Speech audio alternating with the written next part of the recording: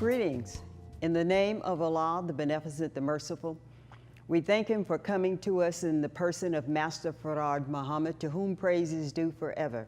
We also thank Him for the coming and the presence and raising up in our midst the Honorable Elijah Muhammad, who is the exalted Christ. We also thank both of them for the Honorable Minister Louis Farrakhan, who is the national representative sitting in the seat of the leader of the Nation of Islam in the absence of the Honorable Elijah Muhammad. And Minister Farrakhan is indeed a divine warner in our midst. Before the Honorable Elijah Muhammad left, he instructed us and those in attendance to wherever you hear him, listen to him. Wherever you see him, look at him. Wherever he say go, go. Wherever he say stay from, stay from. Some of you may think erroneously that we worship Minister Farrakhan. No, we don't. There is only one worthy of worship, and that is God himself, okay? But as far as a leader of black people, I pledge my allegiance to the leadership of the Honorable Minister Louis Farrakhan. I want to thank you in advance for tuning in to The Sheer Truth. I am Sister Alice Muhammad, your host of The Sheer Truth. John 8:32 says, "And you shall know the truth, and the truth shall make you free." Surah 69 of the Holy Quran, verses 1 through 3 says, "The sure truth, and what will make thee realize what the sure truth is." The Holy Quran, Surah 21, verse 18 says, "Nay, we hurl the truth against falsehood, so it knocks out its brains, and lo, it vanishes." And Arthur Schopenhauer said, "All truth passes through three stages. First, it is ridiculed. Second, it is violently opposed. Third, it is accepted as being self-evident." Suffice it to say that God created the universe with truth. The Honorable Minister Louis Farrakhan has said that the mind is, based on the teachings of the Honorable Elijah Muhammad, that the mind is created to feed on truth. The Honorable Elijah Muhammad taught us that the brain cells are created to think rightly, because the brain cell is created to feed on the truth of the universe. We can all attest that when God created the universe, by whatever name you call that deity, he created the universe on truth. When you feed on truth, you think in harmony with truth. You think right. When you feed on lies, you feed on that which is against the nature of the cell of the brain. And then it begins to destroy the beauty of the brain cell. It is like planing wood against the grain. The more you plane it against the grain, the uglier you make it. The more you think against truth, the uglier you become spiritually, mentally, and even physically. The mind is created to feed on truth. The Honorable Elijah Muhammad taught us that the brain cell is created to think rightly, because the brain cell is created to feed on the truth of the universe. Okay? So with that being said, let me be sure I'm covering everything on truth, because we have, actually I was inspired to name this show The Sure Truth, simply because, as Surah 69 verse 1 through 3 stated, the sure truth is the only thing that's going to prevail as we speak, okay? We're in the changing of two worlds. Actually, I have a picture of the judgment. This is an old copy of the Judgment, Justice, and the End of a World. This is an old back issue of the Final Call. But this is what we're seeing as we speak, is the ending of one world going out and the coming in of a new world. And I believe Scripture says, as it was in the beginning, so shall it be in the end. So again, God created the universe with truth and justice. And for the last 6,000 years, we have had a wicked husbandman,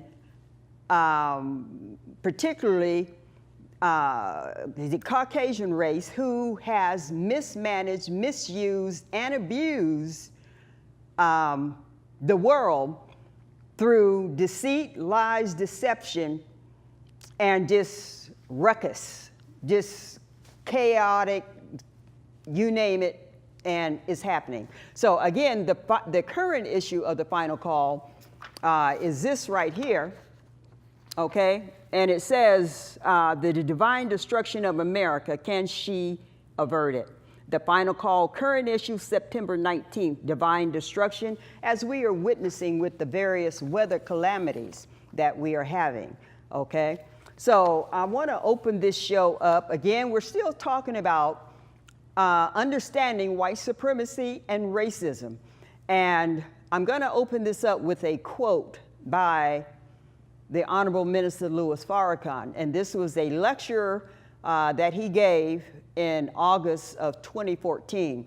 And he's talking to the audience, a mixed audience of all races, color, creeds, religion, persuasions, what have you. But this is what he says here. Whether you believe it or not, you black people in America, the despised, the rejected, the unloved, the unwanted, the suffering people of God, you are his choice. And that's what the trouble in the world is all about. There can be no peace in Gaza. There can be no peace in the Ukraine or in Korea, Japan, or China, Europe, Central, and South America until the problem of the black man and woman of America has been resolved with justice, okay? So, with that being said, I hear this all the time from 1600 Pennsylvania Avenue, the White House, the Republican Democratic Party. Everybody is saying peace, okay? God bless America. God bless America. God is not going to bless America, as we can see. Does it look like God is trying to bless America in the midst of the weather calamities that we're seeing? That is God's wrath and anger due to the injustice, as I just read, that is being exercised, carried into practice against God's chosen people.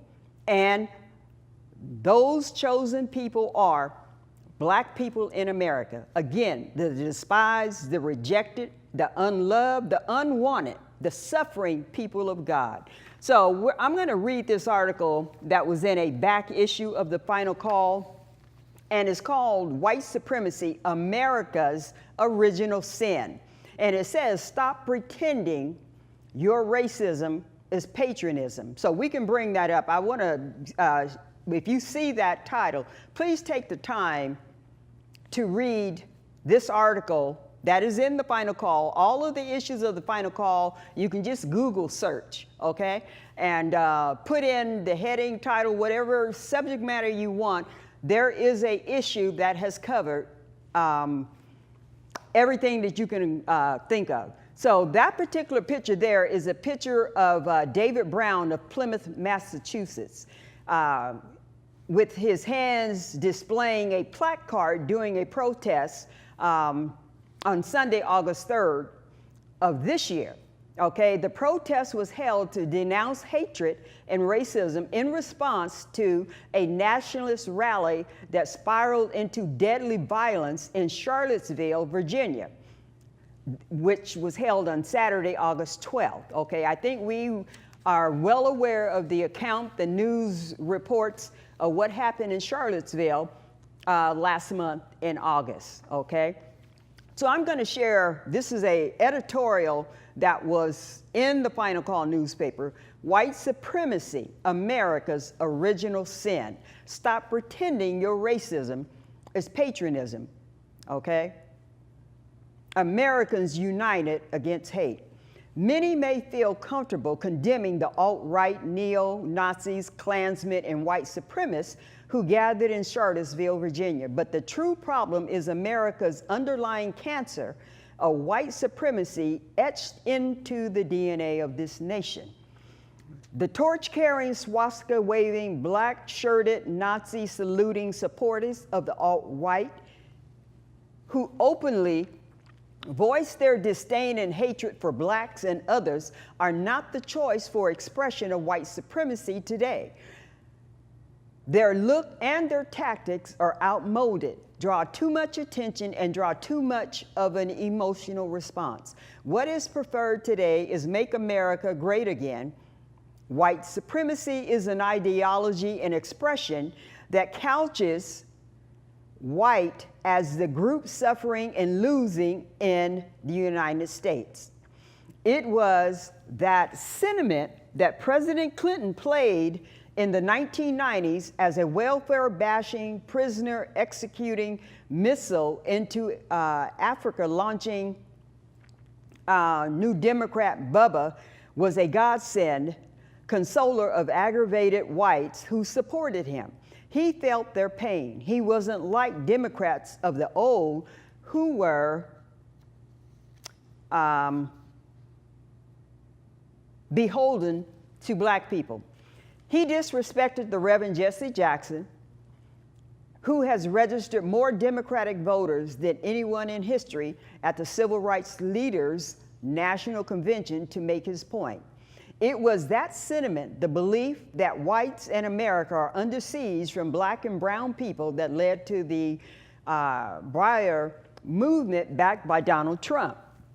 The movement challenged whether Barack Obama was born in America and painted him as an illegitimate president. That same suffering white sentiment fed the Tea Party movement.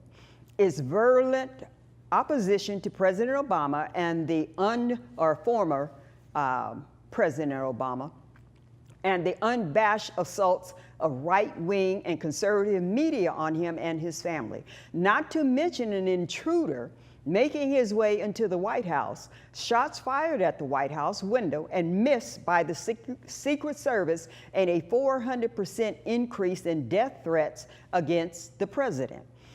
The cry, "Take our country back," wasn't a neo-Nazi skinhead or Klan sentiment, but a mainstream political message.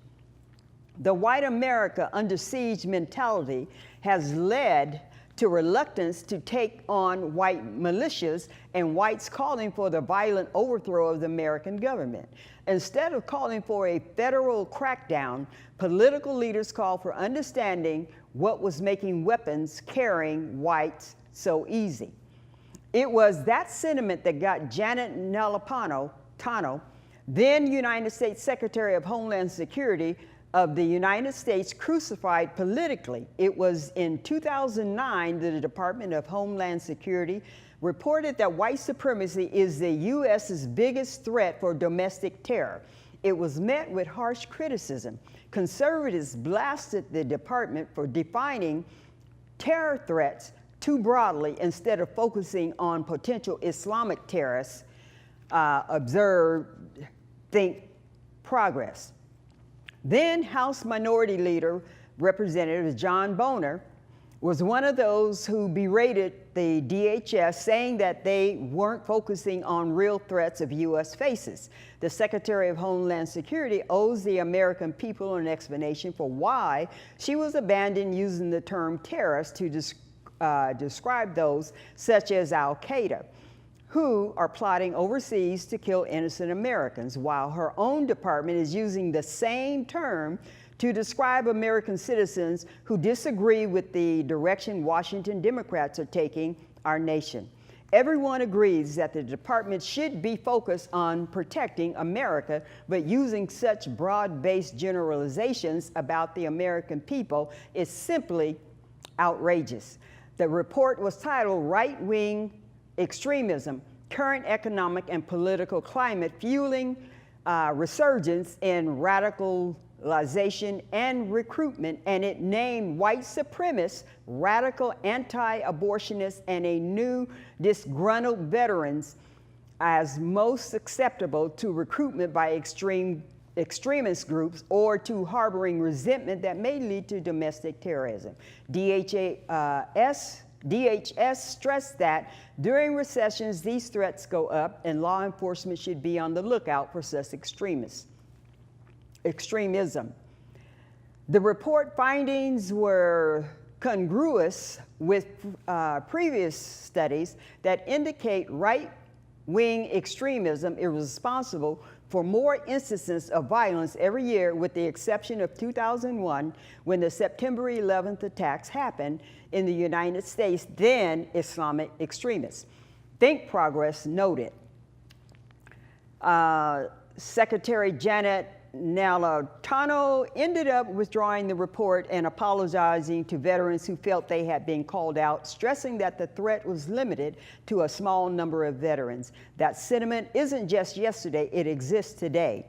Sebastian Corker, a deputy assistant to President Trump, appeared on Breitbart News Daily, the radio show of his former employer, said, "Think Progress, oh, it's the white man, it's the white supremacist. That's the problem." No, it isn't, he said. But Mr. Gorka is wrong, and we're not just talking about the bombing of the Murrah Federal Building in Oklahoma by white supremacist and former serviceman Timothy McVeigh in 1995. So I'm going to cut this short right here. And we're going to close out. I had some more information I wanted to share, but time doesn't permit. So we're going to go straight to a video entitled America's Dark Secret. And America's Dark Secret is her original sin that has beeviled our nation from its inception to the present day. So at this time, let us listen to this video entitled America, one of the wealthiest countries in the world. But the question is, how did it accumulate its wealth?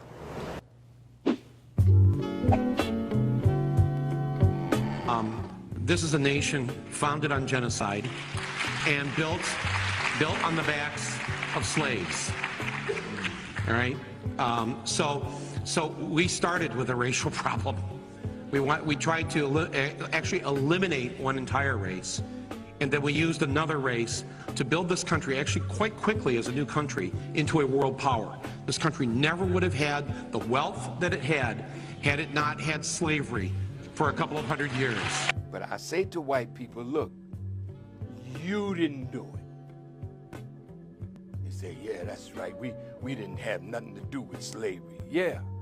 But because of slavery, when you immigrants came here, America was already built with the blood, the sweat of my ancestors. So you got what you got because your fathers gave us what they gave us. One mistake that's often made is showing how the South, the Confederacy, acquired their wealth off of the backs of our ancestors. And even then, it's reduced to just a few slave owners who saw a real benefit. No. Chattel slavery of blacks benefited the South, but just as much it benefited the North and all of America and its many European immigrants. Well, I want to see my longer house. America's economic structure was propelled by its dominant export sold throughout the world, cotton. This one crop provided over half of all U.S. exports earnings. And by 1840, 60% of the world's cotton was grown, picked, and labored over for free by our ancestors. These plantation owners were raking in money, accumulating great wealth, and never having to pay one dime to their laborers. But the North was just as involved. The North developed a variety of businesses that provided services to the slave South, like textile factories, insurance companies, shippers, and cotton brokers. But it doesn't stop at the slave owner or the businesses that provided the services to the slave system. Banks, Yes. Bankers on Wall Street made millions selling goods to the South, along with giving loans and creating banks to finance Southern plantations. And much of this same wealth they still have today. Let me give you some examples. J.P. Morgan and Chase Bank admitted that between the years of 1831 to 1865, two of their predecessor banks, Citizens Bank and Canal Bank in Louisiana, accepted 13,000 slaves as collateral on loans that slave masters defaulted. One of the more successful banking families that built much of their wealth on the slave trade was the Brown family, more commonly known as the Brown Brothers and Harriman Company, which is the oldest and largest private investment bank.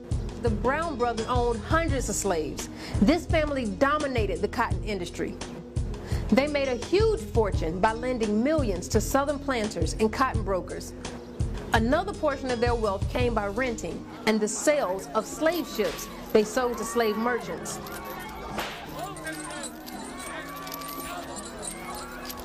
They served as one of the most important sources of capital in foreign exchange in the U.S. economy. Wachovia Bank, recently acquired by Wells Fargo, also profited heavily off of this cruel system. Mayer Rothschild, a German banker and the founder of the Rothschilds banking dynasty, which is believed to have become the wealthiest family in human history, made enormous gains by using our ancestors as collateral. The insurance industry also saw great benefits from slavery. Companies like AIG, Aetna, New York Life were the forerunners in this industry. But see, it's also very important to note that these same plantation owners and business owners would donate large sums of this wealth in order to train their children and the next generation on containing the wealth. For example, Harvard. Harvard was built due to large amounts of money given by Isaac Royal, a plantation owner in the Caribbean islands of Antigua, who made a massive fortune off of his many sugar plantations. Yale was able to build its famous library and establish its prestigious scholarship program. Princeton. By the mid-1700s, many of its students were sons of plantation owners. Brown University, named after the famous slave owner banker, the Brown brothers. A large portion of this campus was built with slave labor. And these are just a few of the many institutions that was built with slave money. See, these men would be looked at as great businessmen, philanthropists. But in actuality, they were securing the wealth of their future by training and educating the next generation that would take over their plantations and their businesses, and even become government officials, responsible for creating laws, regulations, and policies that would keep blacks fighting for human rights and access to this stolen wealth for decades. For decades after slavery, blacks have fought against unequal education, which is a sure way of ensuring wealth disparities. We fought grandfather clauses to prevent us from affecting government in ways that could transfer wealth. Land grants, free land issued from the government that blacks were restricted from. The black codes, housing restrictions, redlining and FDA guarantee loans, predatory bank lending, convict leasing, which utilized black labor but does not transfer the wealth. I wish that I could say that this wealth disparity in America was isolated only in America, but it's not. All the wealth that was generated that helped to make Britain great, so-called, the British Empire, all of this came from enslavement and colonialism and ill-gotten gains. And it links to this modern discussion around inequality and the huge gap between the nations, not only in terms of Britain and Europe, but also the rest of the world, and in particular, Africa and the Caribbean. The truth is, this is the same scenario across every colonized land. Today, as a people, we fight for the Confederate flags to come down.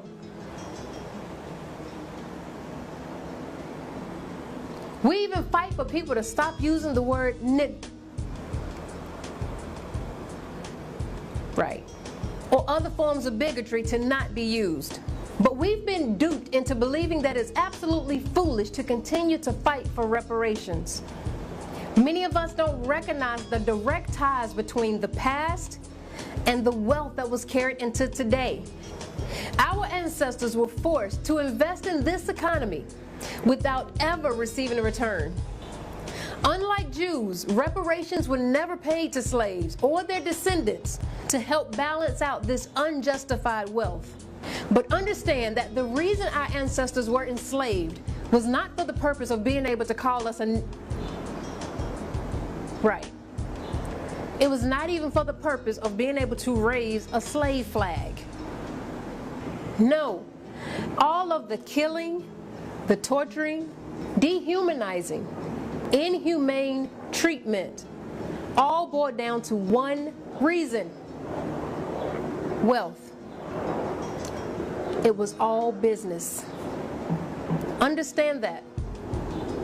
I know that our brother Martin did. I still have a dream. Not that one. At the very same time that America refused to give the Negro any land, through an act of Congress, our government was giving away millions of acres of land in the West and the Midwest, which meant that it was willing to undergird its white peasants from Europe with an economic floor. But not only did they give the land, they built land-grant colleges with government money to teach them how to farm. Not only that, they provided county agents to further their expertise in farming. Not only that, they provided low interest rates in order that they could mechanize their farms. Not only that, today many of these people are receiving millions of dollars in federal subsidies not to farm, and they are the very people telling the black man that he ought to lift himself by his own bootstraps. Now, this is what we are faced with, and this is the reality. Now, when we come to Washington in this campaign, we are coming to get our check.